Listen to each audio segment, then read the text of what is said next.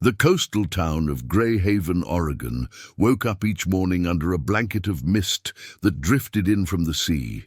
Fishermen drank black coffee by dawn, gulls screamed over the docks, and the smell of salt and diesel mixed in the air like a memory that never left. Inside the Tide House Café, Jack Turner wiped his hands on a napkin, trying to hide the fact that he'd come straight from work. His sister had convinced him, no, blackmailed him, into going on a blind date. "Table by the window," her text read. "She'll be wearing a green scarf." Jack wasn't the kind of man who did blind dates. He was 34, a diesel mechanic, owner of a small repair shop that mostly serviced fishing boats and old trucks. He was more comfortable with wrenches than with words, but after years of fixing other people's engines while his own life stayed stuck in neutral, something in him wanted to try. He scanned the cafe. There, near the window, sat a woman with long dark hair and a green scarf, her hands wrapped around a steaming mug. She looked peaceful, yet there was a quiet weight in her eyes, like someone who'd seen too much and learned to smile anyway. Jack took a deep breath, walked over and said, "Hi, I'm Jack. You must be Emily." The woman looked up, startled. "Emily? Oh, I'm afraid you've got the wrong person." Jack froze. "Oh, wow. I'm sorry. I was supposed to meet someone wearing a green scarf and—" She laughed softly. "Then you definitely found the right scarf, but the wrong woman." Jack grinned, rubbing the back of his neck. "Guess I should check the next table before embarrassing myself further." But instead of letting him escape, she smiled. "Don't rush off. You already made my morning more interesting than usual. Sit. I could use the company until my friend arrives." He hesitated, then shrugged. "Sure, why not? I'm already here." She extended her hand. "I'm Mara Lawson." "Jack Turner," he said, shaking it. "Mechanic down by the marina. Professional, awkward guy, apparently." That made her laugh again, a sound light enough to cut through the fog outside. They talked. At first about the sea, the cafe, the weather, the safe topics strangers use to fill silence. But soon the conversation deepened. Jack told her about his workshop, about the long nights when he rebuilt engines that seemed beyond saving. "I like fixing things," he said. "You see something broken, you bring it back to life. It's simple, straightforward. People aren't like that." Mara tilted her head. "No," she said softly, "people break differently." He noticed then the subtle tremor in her hand as she lifted her cup, the faint, uneven movement of her leg beneath the table. She caught him noticing, and her expression didn't harden. It softened. "Car accident," she said matter-of-factly. 2 years ago. I'm still recovering. I walk, but sometimes not very far." "The tremor's permanent." Jack nodded slowly. "That sounds tough." "It was," she said. "Still is, some days. I was a marine biologist before the accident. The ocean was my life. Now I study data from home. My father still thinks I'm fragile." Jack looked at her for a long moment. "You don't look fragile. You look like someone who learned to fight the tide." Mara smiled at that, a real one this time. That's the first time someone said that without pity.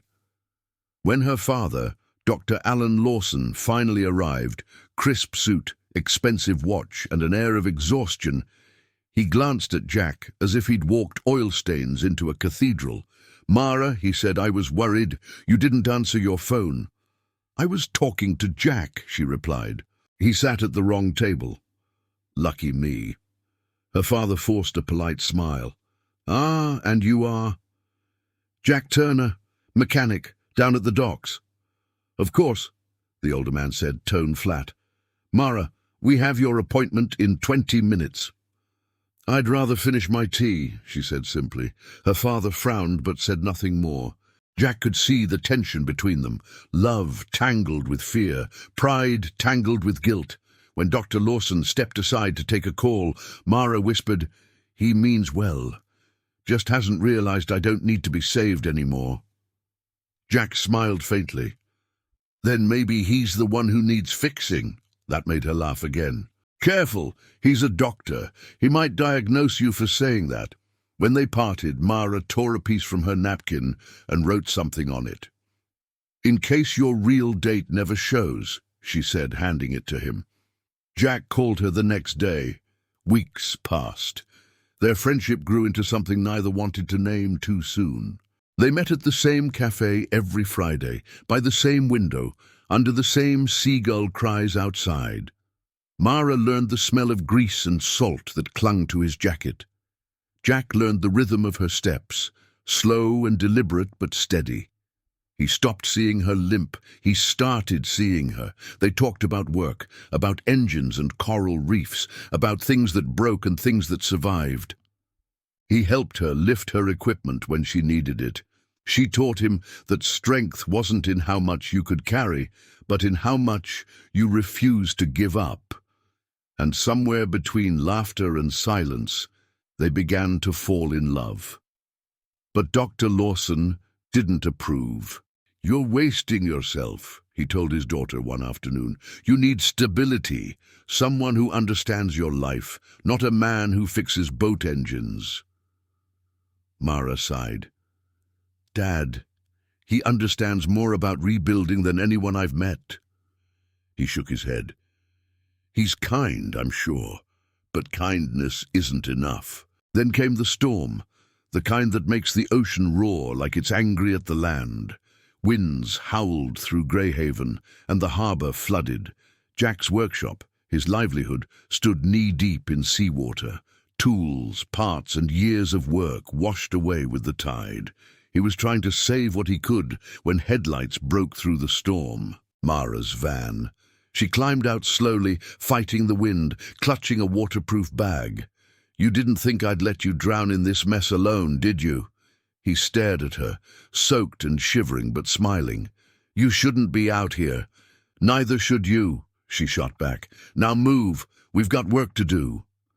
She opened her laptop, connected to the marina's emergency system, and began rerouting the pump schedules, calling volunteers, organizing aid with her calm, determined precision.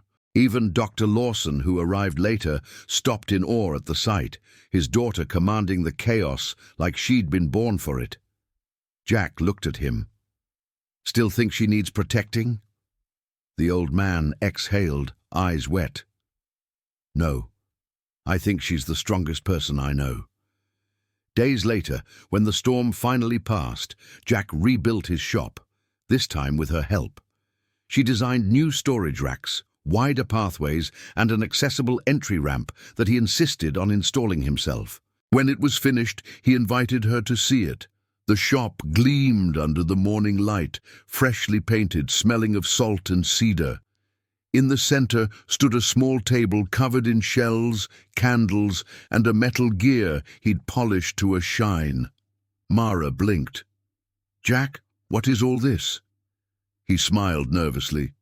"You once told me that people break differently, but you also showed me that they rebuild differently too. The wrong table, the wrong day, led me to you." He knelt down, holding out a ring shaped from a washer. "Mara Lawson, will you let me spend my life proving that love isn't a T about fixing, it's S about believing?" Tears streamed down her face. "Yes," she whispered. 1,000 times, yes. They married in early spring, the ocean behind them, gulls above, and a soft mist rolling in.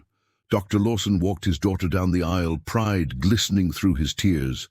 When he handed her hand to Jack, he whispered, "Thank you for seeing her the way I never could." At the reception, Jack raised his glass and said, "Sometimes the mistakes that break your plans are the miracles that build your purpose." The crowd cheered. The wind carried their laughter across the sea. And everyone knew it wasn't just a love story. It was a story about being seen, being believed in, and finding strength in the places you least expect. So, if you ever sit at the wrong table, in the wrong cafe, at the wrong time, maybe it's not wrong at all. Maybe it's just where life has been waiting for you to begin again.